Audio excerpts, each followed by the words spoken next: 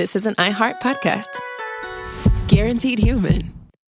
Work can be a little weird. Cringy training seminars, coworkers who won't stop talking about their plant, forgetting the mute button at an inopportune moment. We have to deal with a lot on any given workday. Sometimes it can feel hard to thrive and move forward in your career. Well, that's where LinkedIn comes in. LinkedIn helps you get ideas and insights from experts in your field, connect with people professionally, grow your network, and access tools designed to help you find the right fit for your next role. Whether you're just getting started, figuring out your next move, or looking to accelerate your career, LinkedIn is built to support you at every stage because LinkedIn is the network that works for you. Visit linkedin.com/knowstuff to learn more. Running a business is hard enough. Don't make it harder with a dozen apps that don't talk to each other. One for sales, another for inventory, a separate one for accounting. That's software overload. Odoo is the all-in-one platform that replaces them all. CRM, accounting, inventory, e-commerce, HR, fully integrated, easy to use, and built to grow with your business. Thousands have already made the switch. Why not you? Try Odoo for free at odoo.com. That's odoo.com. Welcome to Stuff You Should Know, a production of iHeartRadio.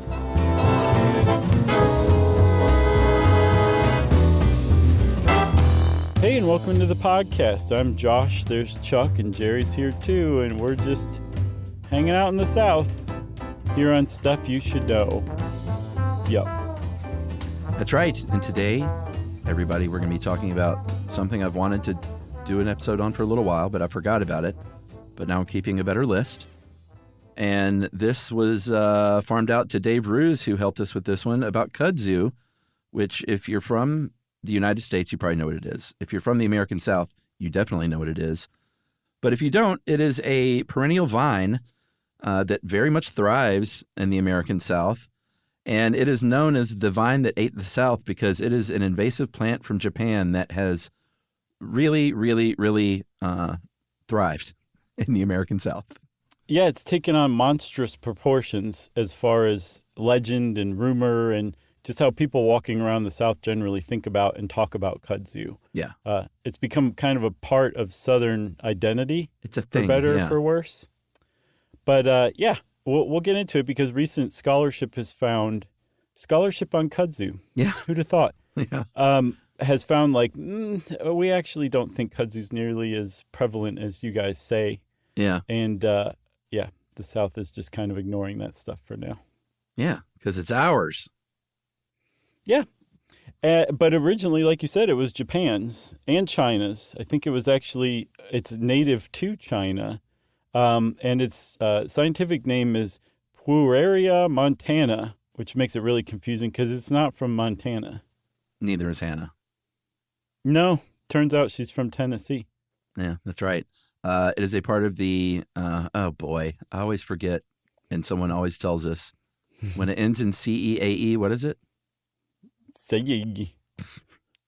Fabaceae family, which means it's a legume, just like a pea or a soybean. Mm-hmm. They are all nitrogen fixers, which we're going to get to in a little bit, but I can't wait. It's a good thing that it's a nitrogen fixer because it helps soil fertility. And it's the kind of thing that can grow in the peak of summer when things are really hot and humid and rainy and steamy. Mm-hmm. Can grow a foot a day is what you usually hear, and I think that's probably confirmed. Yeah. Or about 40 to 60 feet through a growing season. And because southern winters are not so harsh, they almost, if you're a mature kudzu vine, you're going to live through that winter and just keep on growing. Yeah, and grow and grow and grow. And the way that they grow, they have hairs on them like poison ivy does, but it doesn't help them climb. Instead, the very ends, the very tippy tops of the kudzu vine is long and thin tendrils. And it will wrap those tendrils around anything it can possibly get its hands on. It loves fences. Mm-hmm. It loves guy wires that hold up telephone poles. Oh, yeah. It loves tree limbs. Mm-hmm. Anything that it can use to support itself, it will. And it just eventually overwhelms and takes over whatever it's attaching itself to, whether it's a barn, whether it's some poor unfortunate tree who's like, what did I do? It just spreads and covers everything. And that's one of the reasons, the way that it grows is one of the reasons why the South is just like, see, kudzu, it's everywhere. It just takes over. It's going to kill us all one day. Yeah. Can't even see that billboard anymore. Nope. Which is a shame, because if you can't see a billboard, how is life worth living? I know. All right. So if you wonder, oh, yeah, but what about this nasty eroded soil that's just like barren? Nothing can grow there. Kudzu can grow there. Who's wondering that? Yeah. And the reason kudzu can grow there, one of the reasons, is not because it just climbs so fast and grows so fast, but it has an energy store via this humongous taproot. A mature kudzu root can be like 12 feet long and weigh 400 pounds. And these things are underground. It's almost like the engine, like lying beneath this vine. Yeah. Or the gas tank even, I guess. Sure. All right. One of the two. Maybe both. Maybe a gas tank engine in one. Yeah. Throw in a catalytic converter in your business. So one of the things about kudzu vines, one of the reasons they're so stable as far as once they start growing, they're hard to get rid of, is because every once in a while, I think every foot or so, when the vine touches the ground, it sends out roots, and it establishes what are called root crowns. And that's where it eventually grows from. Once the new root crown is established, it starts sending out more vines and more and more and more. And when you have all these root crowns sending out vines, they become tangled, a tangled mat, a thicket of kudzu vines that can be meters deep, essentially. Like you could get lost in one of these things. Yeah. Have you ever tried to get rid of kudzu for any reason? Not kudzu, but other pernicious vines, yes. Yeah. All right. Never tried my hand at kudzu. Sounds hard. Yeah, it's hard. But, I think any pernicious vine is pretty tough. So sure, you probably know what it tastes like, But not literally. Although, what a time to talk about that. Because if you want to go back to kudzu's roots in China, literal roots did not even mean that.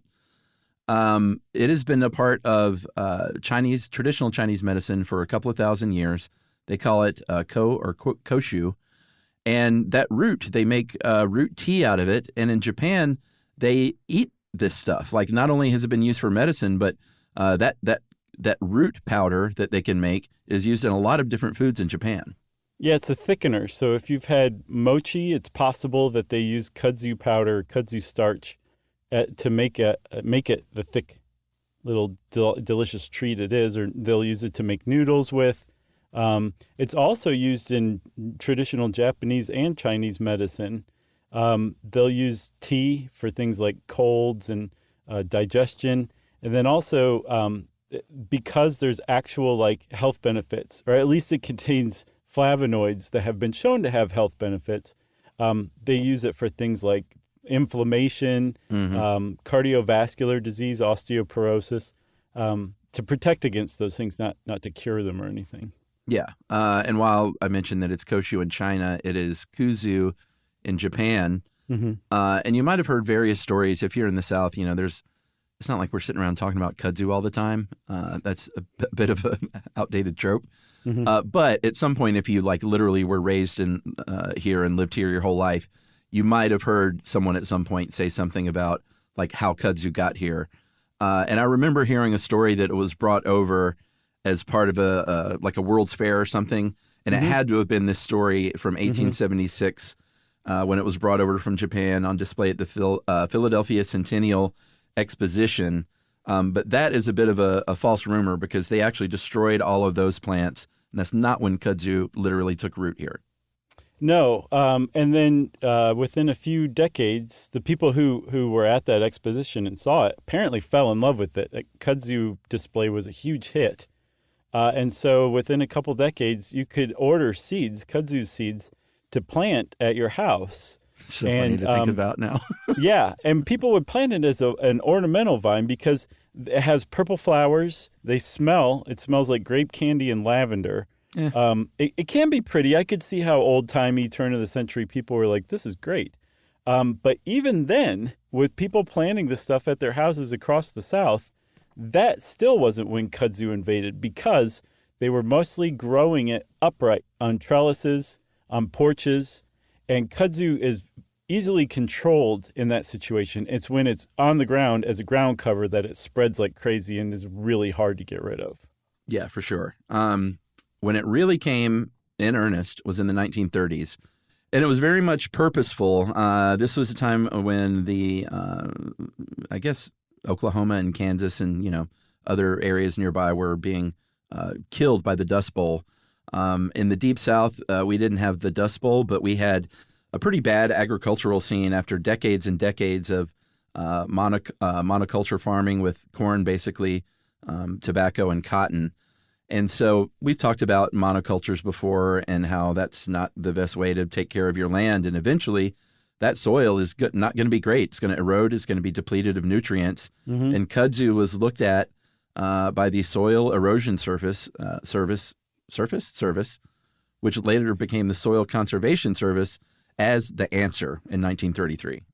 Yeah, because first of all, it grows vigorously. Everybody knows that about kudzu. And it doesn't matter how terrible the soil is, it will grow in it. And then as it's growing in it, you said that it's a nitrogen-fixing superstar, and it is. Nitrogen-fixing plants, all plants fix nitrogen. They bring sugars to their roots. They feed microbes that eat the sugars, and then the microbes convert nitrogen from the atmosphere into usable nitrogen that the plants then take up. So all plants have that relationship with microbes. It's just nitrogen-fixing plants are such powerhouses and have such thriving microbial communities that they put out way more nitrogen into the soil than they use themselves. So as they grow, they restore the soil with nutrients that have been depleted, and that's what kudzu was initially used for. Yeah, so they were like, hey, this stuff's great. It'll slow your erosion. You're going to fix that soil so good. It's going to get fixed up. And they said, here's what we're going to do. We're going to create a government program, because those always work out great. Mm-hmm. And we're going to encourage people to grow these things. They had millions of kudzu seeds brought in, and they grew those into little seedling plants. And they paid farmers in the South $8 an acre to plant kudzu. And by the mid-1940s, there were about 3 million acres of purposefully planted kudzu growing on southern farms. That's on the farms. Mm-hmm. You also had the Civilian Conservation Corps, which was a FDR program with the New Deal. When we talked about it before, when they were like, hey, if you're unemployed, come work for the Civilian Conservation Corps. And, we'll put you to work doing things like this. Like, hey, just go plant anywhere along the roadway where you see a washed out gully, or if we're clearing out land for roadways and it's just a barren, dirty mess, plant this kudzu and you'll be doing America a favor. Same with the railroads. Like, you don't want your the bed that your railroad's built on to wash out. So if you plant kudzu on every side, it'll keep it from eroding. Plus, it looks prettier than a bunch of gravel, right? So, this stuff started getting planted everywhere. And in addition to the government saying, you guys want to plant this? Go ahead, we'll pay you. There were some evangelists. Evangelists is like the best word to describe them. And the guy who's probably most prominently cited as a kudzu evangelist is a guy named Channing Cope. Yeah. Maybe we should take a break and cliffhang that one. Let's hang it. Everyone's like, who the heck is Channing Cope? Got to know. I got to know, guys. You're going to have to wait. All right, we'll be right back.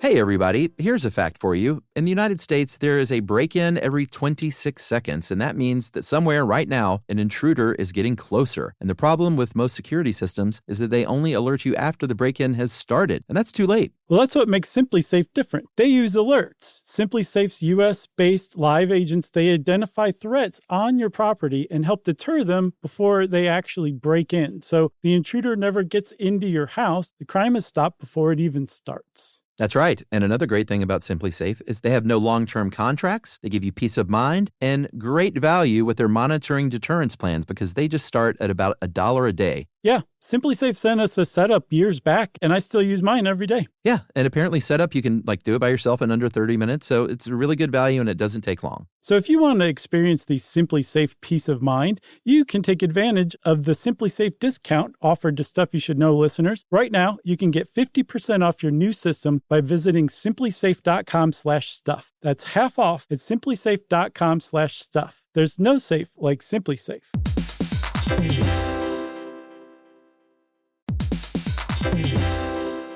Work can be a little weird. One minute you're in a meeting that could have been an email. The next you're trying to decode corporate jargon that somehow means nothing. And don't even get us started on the quick sync that turns into a 45-minute deep dive. Yeah, well, the truth is figuring out your career isn't always straightforward. Whether you're trying to grow, pivot, or just stay relevant, it can feel like you're navigating it all on your own. Well, that's where LinkedIn comes in. That's right. LinkedIn can help you grow your career, helping you confidently navigate your path with insights, ideas, and inspiration from your professional community. You can stay up to date with the latest trends in your field, connect with people who get it, and discover opportunities tailored to your goals, your experience, and what actually matters to you. Whether you're looking for something new or just trying to grow where you are, LinkedIn gives you the tools and connections to move forward with confidence. Because LinkedIn is the network that works for you. Visit linkedin.com/knowstuff to learn more.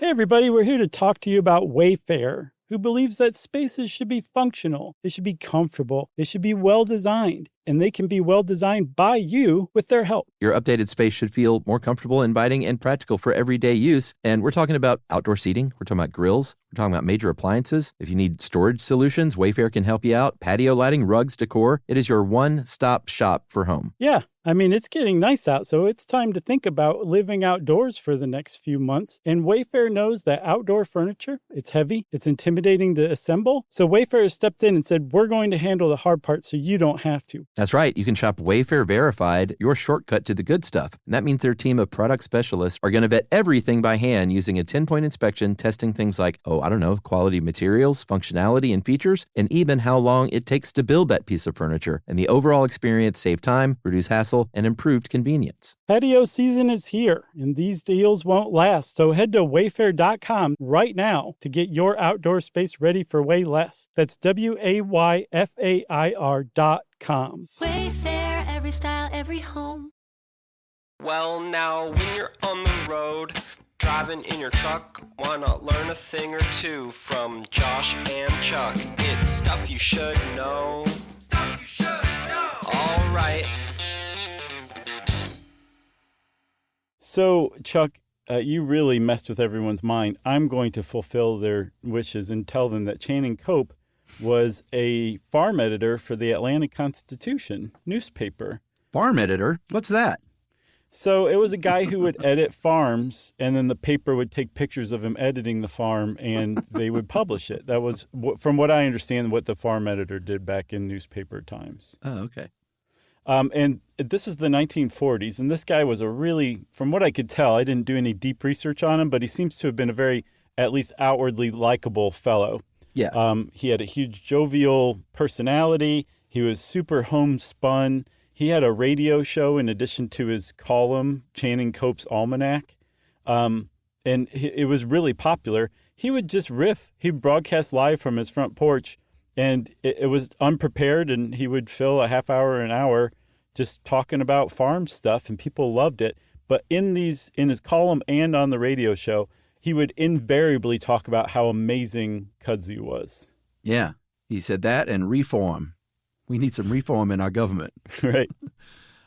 So he's doing this radio show. He's beating the drum for Kudzu, basically saying everything that we've been saying, which is like, hey, it's going to rebuild your soil.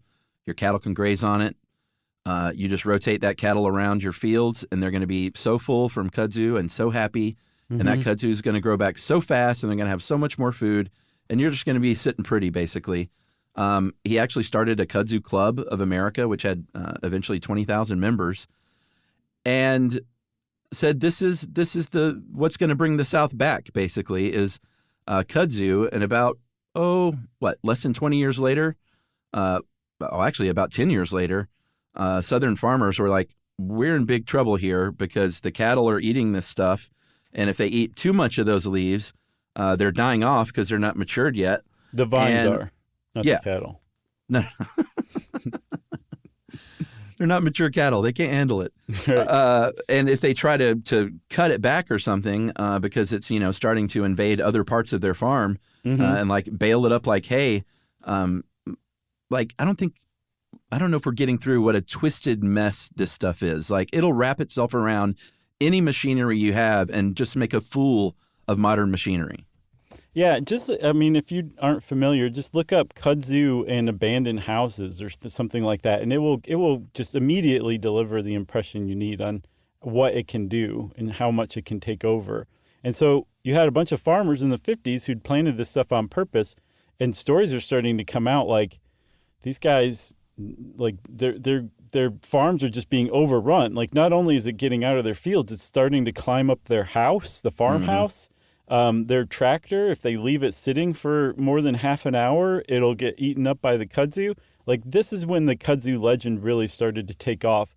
And again, it was based in a very real fact that kudzu had gotten out of hand and everyone had a problem. But it also was the rural Southerners who were talking about this. So it was immediately spun into yarns left and right, basically. Yeah. I mean, it would, if it got into the forest, it would, the timber industry was affected. So it was genuinely causing problems. And then starting in 1953, over the next about 40-ish years, the government just kind of one at a time started saying things about kudzu. Like initially in 53, the USDA said, it's not an approved cover crop.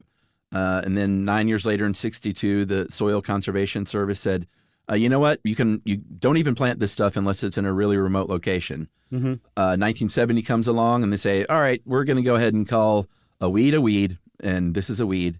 And then finally in 97, they said, that's not even good enough. It is on the federal noxious weed list. Yeah. It joined the sorry likes of goat's rue, velvet fingergrass, giant hogweed, maidenhair creeper, turkey berry, tropical soda apple. That's just like 3 words strung together. That's actually delicious.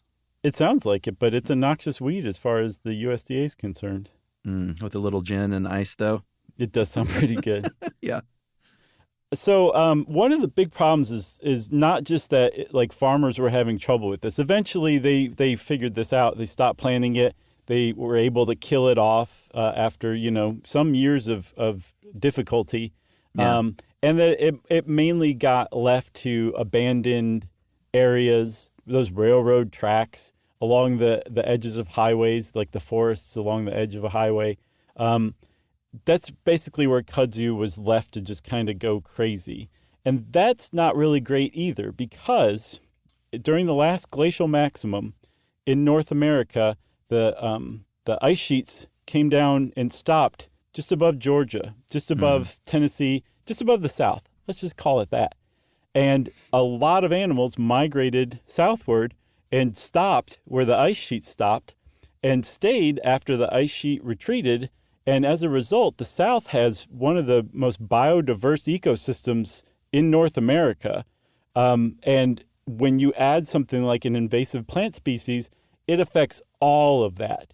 So it actually is a big deal that kudzu is so pernicious and so fast spreading, because it does affect that biodiversity and reduces it tremendously.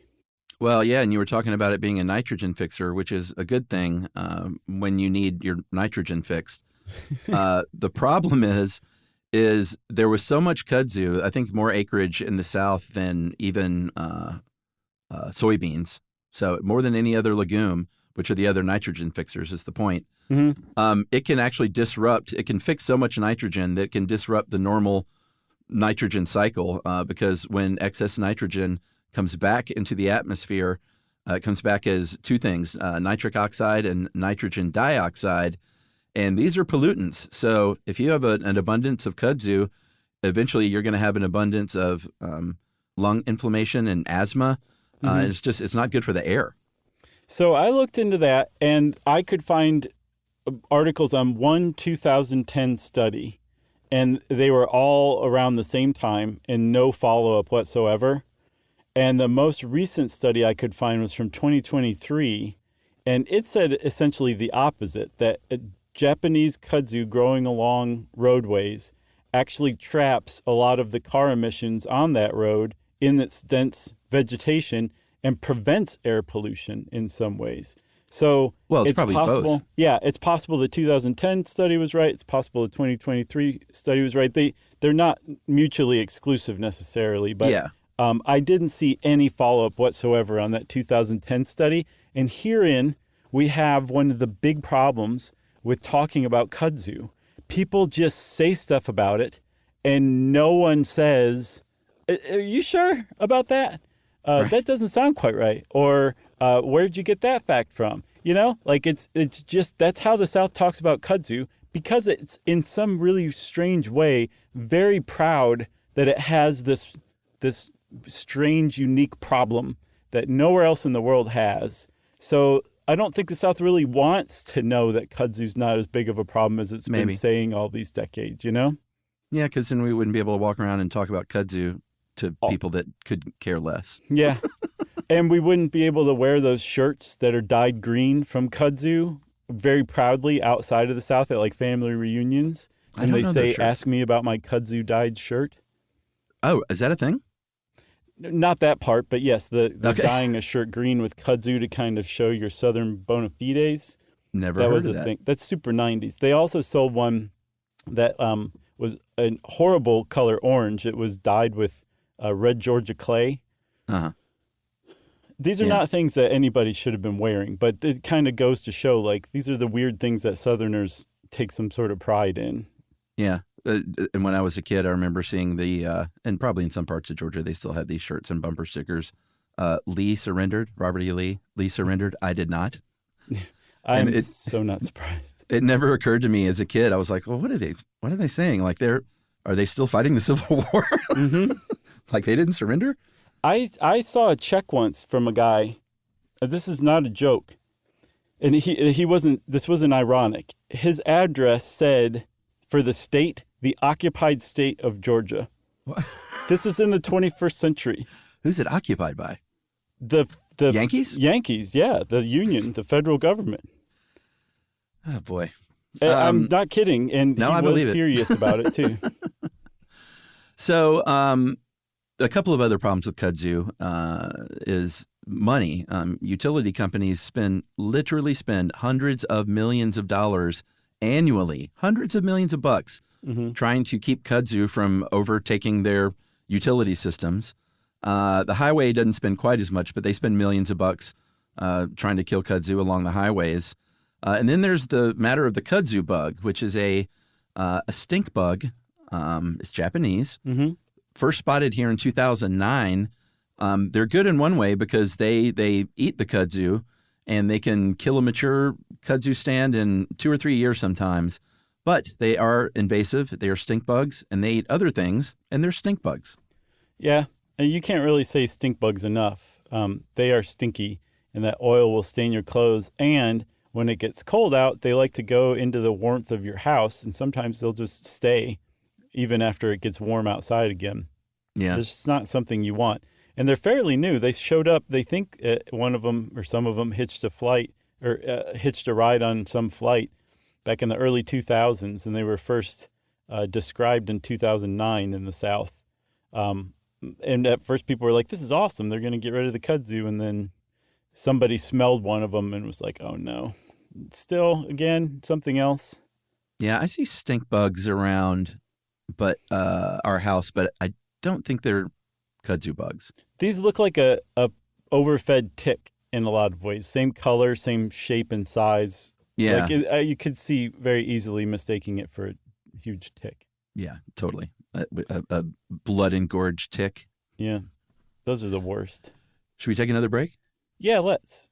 All right, we'll take a break and we'll talk a little bit about what Josh was talking about. Is kudzu overblown? Right after this.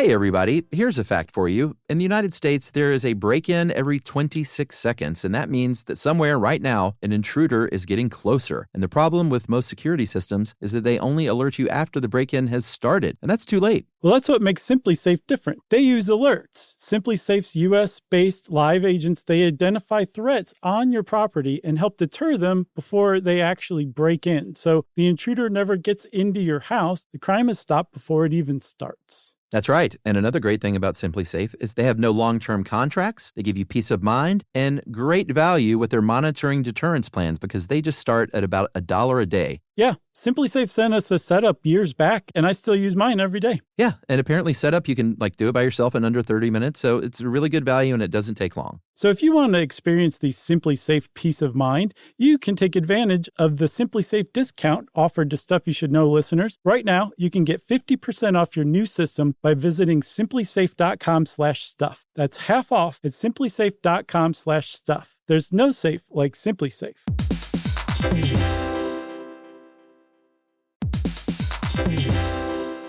Work can be a little weird. One minute you're in a meeting that could have been an email. The next you're trying to decode corporate jargon that somehow means nothing. And don't even get us started on the quick sync that turns into a 45-minute deep dive. Yeah, well, the truth is figuring out your career isn't always straightforward. Whether you're trying to grow, pivot, or just stay relevant, it can feel like you're navigating it all on your own. Well, that's where LinkedIn comes in. That's right. LinkedIn can help you grow your career, helping you confidently navigate your path with insights, ideas, and inspiration from your professional community. You can stay up to date with the latest trends in your field, connect with people who get it, and discover opportunities tailored to your goals, your experience, and what actually matters to you. Whether you're looking for something new or just trying to grow where you are, LinkedIn gives you the tools and connections to move forward with confidence. Because LinkedIn is the network that works for you. Visit linkedin.com/knowstuff to learn more.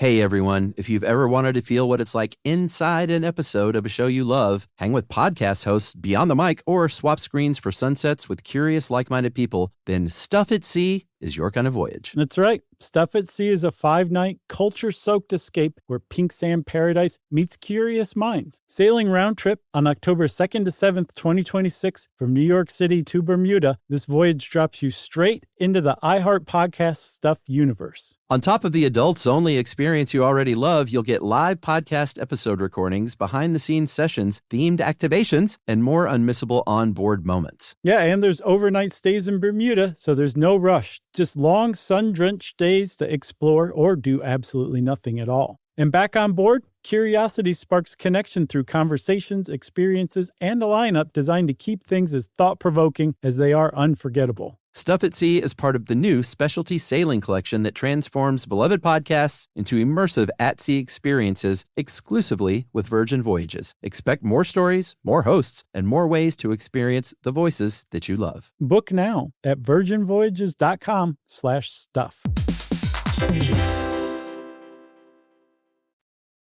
Well, now when you're on the road, driving in your truck, why not learn a thing or two from Josh and Chuck? It's stuff you should know. Stuff you should know. All right. All right. If you are not from the South and you've road tripped through the South or something, and you've heard of Kudzu and you're driving along the interstate and you see the Kudzu that is just, swallowed up a billboard or a telephone line or something. Yeah, and you just think to yourself, the poor, poor South. What did it ever do to anybody? I know, but if you drive around, you might think, oh my God, that stuff really is everywhere.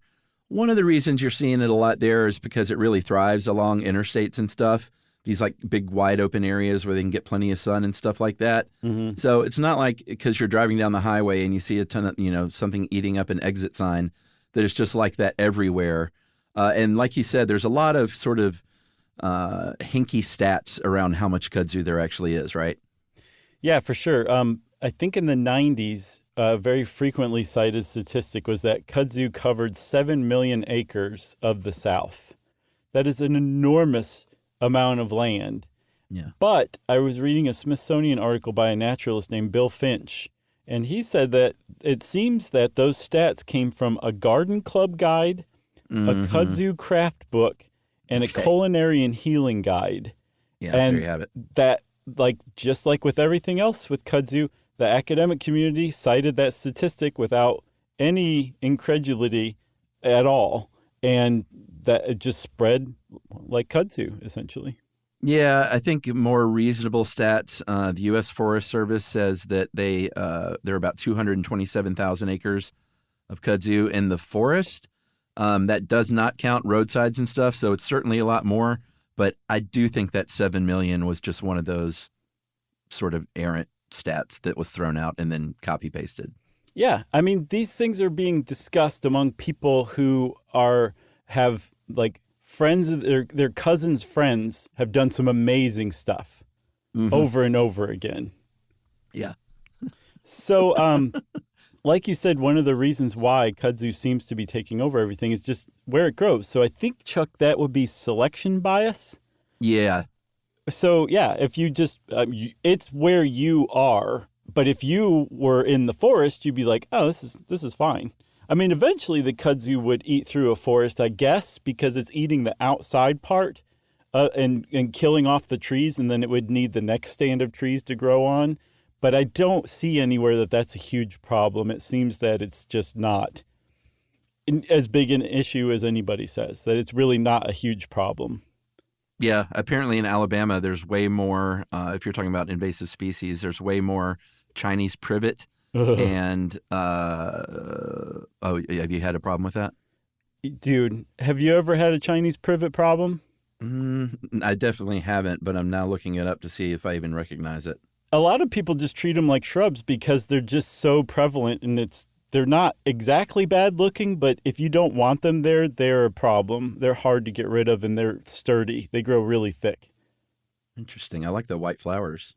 Yeah, like I said, some people are just like, whatever. I have this like shrub that I didn't ask for, but now I'm just gonna keep it. Yeah. Japanese honeysuckle is the other one. In Alabama, at least, is like way more. I think honeysuckle's about 3 million acres. Chinese privet's about 1 million acres. And kudzu in Alabama is only about 60,000 acres in the forest. Yeah. So in the United States, I think you said 227,000 acres of forest land, right? But that's just counting the forest land? Yeah.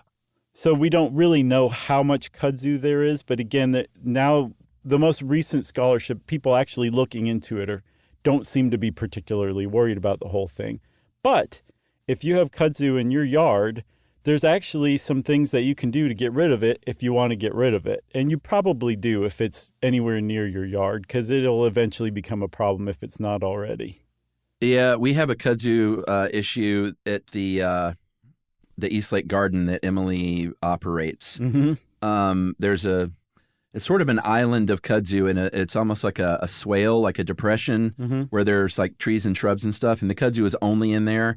And I think we have both decided that trying to eradicate it from there is like not even worth the time. Yeah. But we're trying to keep it there and not let it creep. So far so good with that kudzu. But I have English ivy that I purposely grew along one of my yard fences, my privacy fence.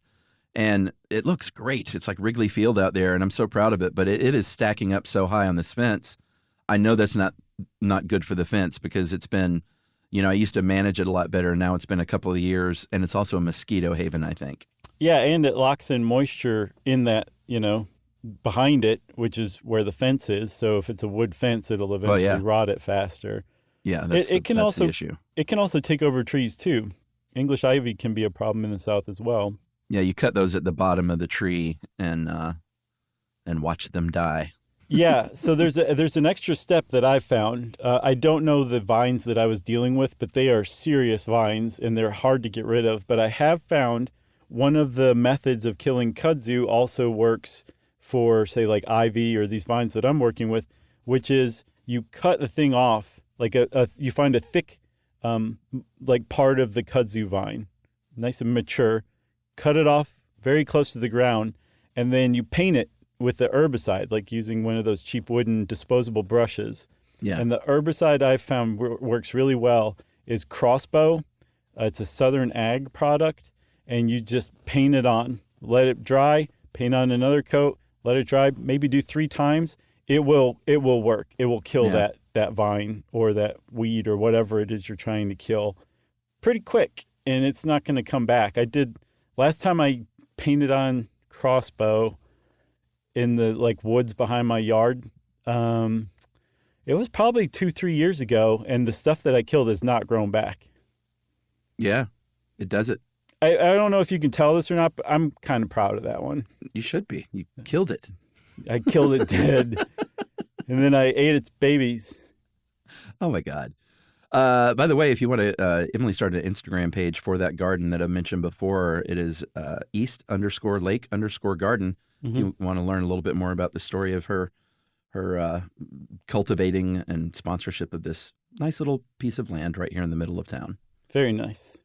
But if you want to keep talking about killing kudzu, you know what? I'll get her to put a picture of the kudzu up so people know yeah, what it looks like. You definitely should.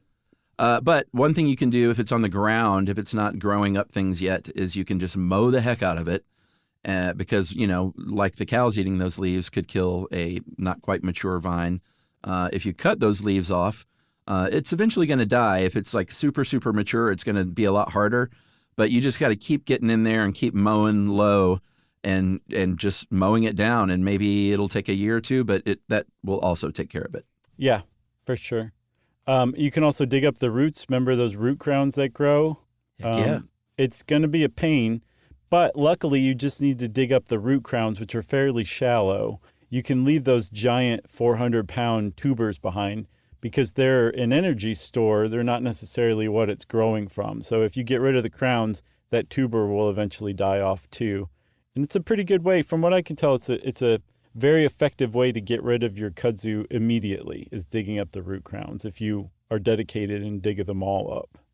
Yeah, or if you want to really go next level, you can dig up that root and use that thing. You can. I don't know why this bothers me, but I find this really bothersome for some reason. That people would use this plant for good things? Yeah, I guess so. In the South in particular. Oh. Is there any reasoning behind it, or do you want to share? No, I like I said, I can't put my finger on it. It's something about it bothers me. I just don't understand why, but the idea of chefs employing kudzu and Southern, new Southern cuisine or making crafts out of kudzu, I don't know why, but it bothers me. And it doesn't matter. Go ahead and do whatever you want, but me personally, I'm going to think about it, and maybe one of these days I'll figure it out, but it bothers me. Okay. Well, I love it. I think it's great. I think if that stuff is there, sort of with the foraging that's so popular these days, just going out and using what's in the earth to put on your plate, I think it's a great thing. And there are Southern chefs getting into that, like you mentioned. There's a lot of, like you said, weird pride around it. There have been poems written about kudzu by very prominent poets. Mm-hmm. It's been, mentioned in countless books and movies. It was, if you're we have to mention the REM Murmur album cover. If you're a music fan and you're from the South, you're probably super into the fact that the Murmur album cover is one of those train trestles completely eaten up by kudzu. And the fun little story about that is that thing had gotten so, sort of rotted out, I guess, after years and years of the kudzu eating it. Mm-hmm. It was tried to be saved a bunch of times. There were efforts over the years.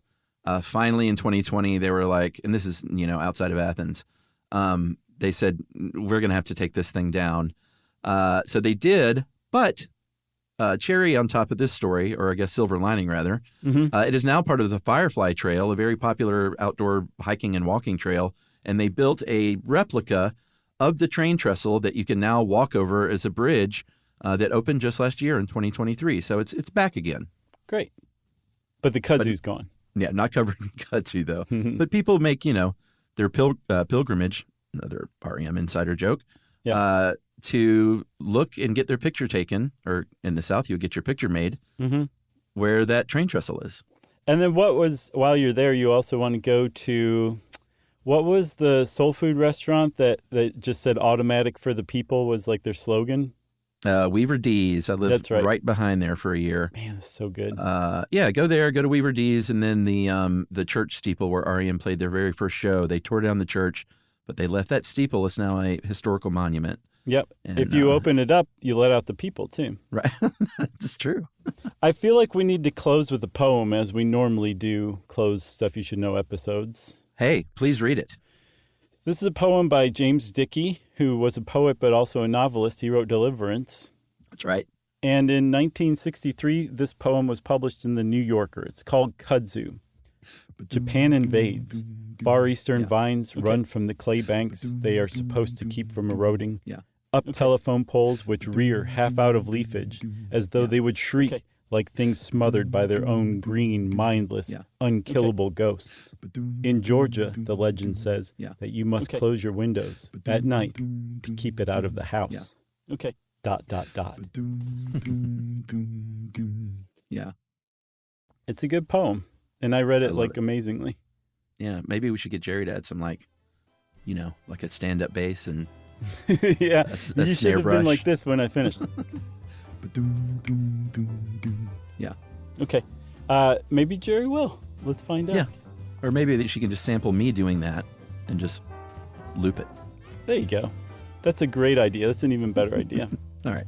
Well, we are done with Kudzu, right? Right. That means it's time for listener mail. I'm going to call this Brooklyn Nine-Nine follow-up. Hey, guys.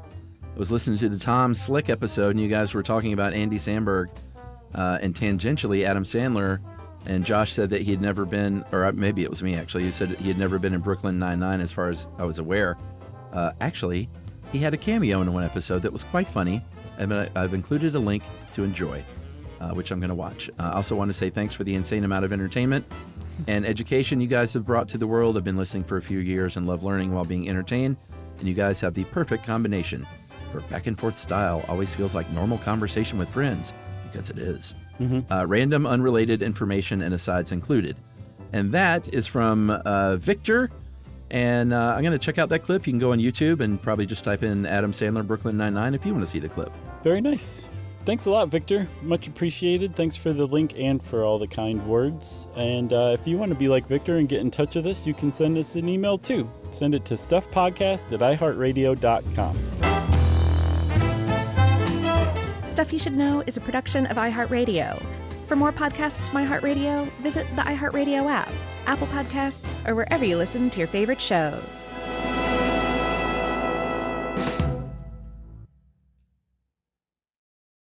You know, you could be adored by everyone and still completely ignored by your cat. Trust me, I know. But if you feed your cat Sheba, you can go from being ignored to truly adored in 12 days guaranteed or your money back. Sheba has a full menu of products, appetizers, entrees, treats, even a kitten's menu. It's so cute. So Sheba has a product for even the pickiest eater. Like Sheba Puree, it's made with bone broth, their chef-inspired flavors. It's got a smooth and creamy texture that cats love and contains no corn, wheat, soy, or artificial flavors. It's food that your cat's gonna love. To learn more, check out Sheba.com. That's SHEBA.com. If audiobooks are your thing and you've been meaning to listen to more of them, you should check out a podcast called Earsay, the Audible and iHeart Audio Club, hosted by Cal Penn. Each episode spotlights standout audiobooks on Audible across all kinds of genres: sci-fi, comedy, romance, thrillers, and more, with Cal talking to guests who help break down what makes each story worth listening to. It's a fun, easy way to discover your next great audiobook. Check out Earsay on the iHeartRadio app, Apple Podcasts, or wherever you get your podcasts. Service opens doors, and at American Military University, it can open doors for the whole family. If you have a loved one who served in the military, you may qualify for reduced tuition. AMU offers flexible online programs designed to fit your schedule, so you can keep moving forward wherever life takes you. Learn more at amu.apus.edu/military. Open doors to the future for you and your family with the help of American Military University. This is an iHeart podcast. Guaranteed human.